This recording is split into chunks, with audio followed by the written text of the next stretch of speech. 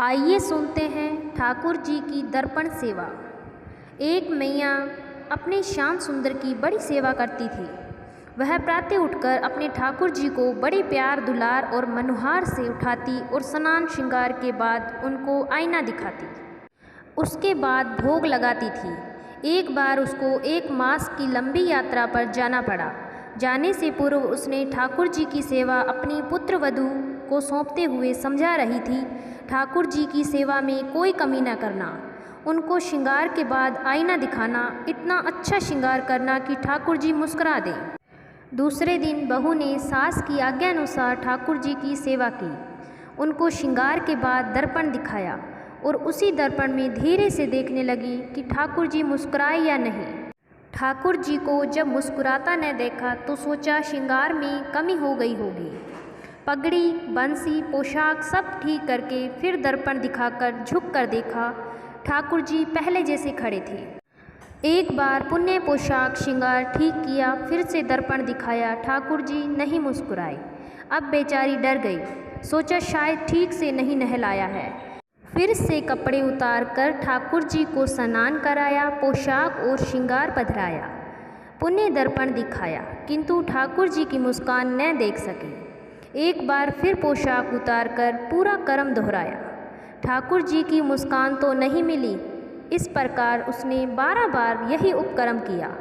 सुबह से दोपहर हो चुकी थी। घर का सब काम बाकी पड़ा था, न कुछ खाया था न पानी पिया था। बहुत जोर की भूख प्यास लगी थी, किंतु सास के आदेश की अवहेलना करने की उसकी हिम्मत नहीं थी। 13वीं बार उसने ठाकुर जी के वस्त्र उतारे, पुण्य जल से स्नान कराया। ठाकुर जी सुबह से सर्दी के मौसम में स्नान कर कर के तंग हो चुके थे। उन्हें भी जोर की भूख प्यास लगी थी। इस बार फिर से वस्त्र आभूषण पहन रहे थे, किंतु उनके मन में भी बड़ी दुविधा थी, क्या करूं? श्रृंगार होने के बाद आसन पर विराज चुके थे। बहू ने दर्पण उठाया, ठाकुर जी ने निश्चय कर लिया था मुस्कुराने का। जैसे ही उसने दर्पण दिखाया और झुककर बगल से देखने की चेष्टा की, श्याम सुंदर मुस्कुरा रहे थे।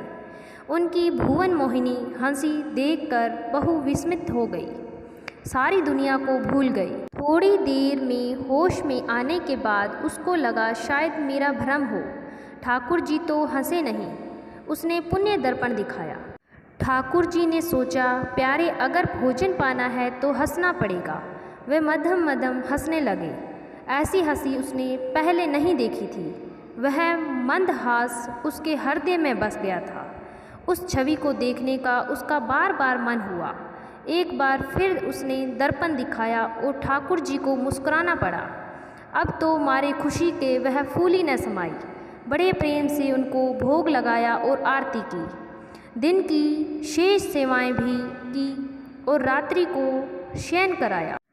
अगले दिन पुण्य उसने पहली बार ही जैसे ठाकुर जी को स्नान करा के और वस्त्राभूषणों को पहनाकर सुंदर श्रृंगार करके आसन पर विराजमान किया और दर्पण दिखाया। ठाकुर जी ने कल की घटनाओं और भूख को याद किया। ठंडे जल से 13 बार का स्नान याद करके ठाकुर जी ने मुस्कुराने में ही अपनी भलाई समझी। उसने 3 बार ठाकुर जी को दर्पण दिखाया और उसकी मनमोहक हंसी का दर्शन किया। आगे की सेवा भी कर्मानुसार पूरी की। अब तो ठाकुर जी रोज ही यही करने लगे, दर्पण देखते ही मुस्कुरा देते। बहू ने सोचा शायद उसको ठीक से श्रृंगार करना आ गया है, वह इस सेवा में निपुण हो गई है। 1 मास बाद जब मैया यात्रा से वापस आई, आते ही उसने बहू से सेवा के बारे में पूछताछ की। बहू बोली, मैया मुझे एक दिन तो सेवा मुश्किल लगी, किंतु अब मैं निपुण हो गई हूँ। अगले दिन मैया ने समय अपने हाथों से सारी सेवा की, श्रृंगार कराया। अब दर्पण लेने के लिए हाथ उठाया, ठाकुर जी समय प्रकट हो गए। मैया का हाथ पकड़ लिया, बोले, मैया मैं तेरी सेवा से प्रसन्न तो हूँ, पर दर्पण दिखाने की सेवा तो मैं तेरी बहू रानी से ही करवाऊँगा, तू तो रहने दे। मैया बोली, लाला क्या मुझसे कोई भूल हुई? ठाकुर जी ने कहा, नहीं मैया, भूल तो नहीं हुई, पर मेरा मुस्कुराने का मन करता है और मैं तो तेरी बहुरानी के हाथ से दर्पण देखकर मुस्कुराने की आदत डाल चुका हूँ। अब ये सेवा तू उसी को करने दे।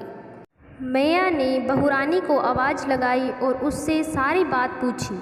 बहू ने बड़े सहज भाव से बता दिया, हाँ, ऐसा रोज़ मुस्कुराते हैं, केवल पहले दिन समय लगा था।